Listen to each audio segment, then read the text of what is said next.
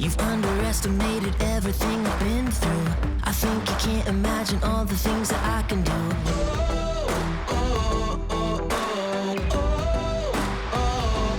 Watch this. Hello everyone. In this episode of Cooking the Easy Way, we're going to make one of everyone's favorite recipes, the chocolate chip cookie. Now, outside of the US, what we call a cookie is referred to as a biscuit. Now, in a later video, I'll show what a biscuit is. You know, one of those nice little bready things. You add a little bit of butter and tastes real good. But here, we're going to go with the good old-fashioned American chocolate chip cookie. Now, let's get started. Here's a quick list of things you'll need in order to make the chocolate chip cookies the easy way. Starting off, we're going to go with some Pam cooking spray. I like using it. Prevents the cookies from sticking to the tin foil, prevents them from burning. It's a good thing to have. Then we're going to look into, the cookie sheet itself. You want a nice flat, I'm going to say, piece of metal. In general, the cookie sheet like this is fairly cheap and does the job. Then we're going to go into the actual cookies.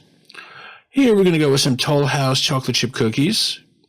And when you're done, you can end up with chocolate chip cookies just like this. Now, first thing we're going to want to do is preheat the oven to a nice 350 degrees. It takes about 10 minutes if your stove doesn't have one of these fancy thermometer things. I don't know, came with the rental unit. Then we're going to put some tin foil onto said cookie sheet. This helps keep it clean.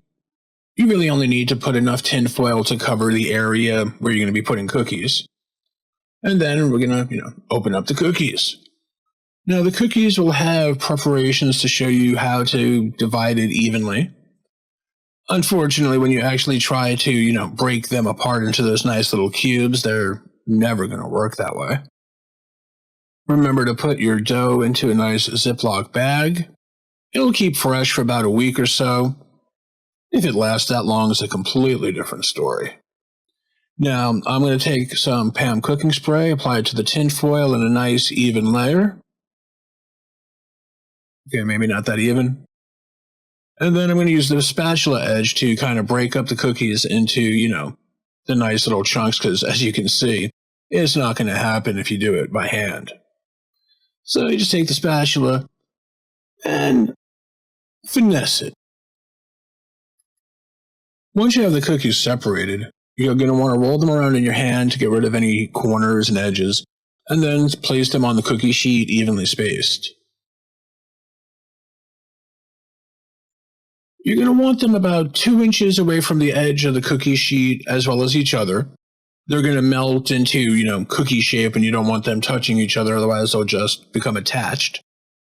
From here, we'll place them in the oven for about 10 minutes. Now, depending on your oven, you may want to check in on it a little sooner than that. If you're using a dark cookie sheet as opposed to a shiny cookie sheet, I'll drop it to about 325 as opposed to 350.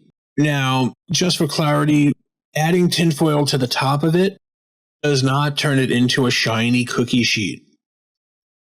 Now, after 10 minutes, I'll take them out of the oven and just kind of move them on the cookie sheet a little, make sure they're not burning, and just kind of get a general feel on how mushy they are. As you can see, these are not even close to done. Now, slide them over, and when you see them kind of like crumpling on each other, you want to be careful. Don't let them touch, otherwise you can end up mangling them like I just did. If you don't care, then you can just kind of like strong arm it. This is the easy way of cooking.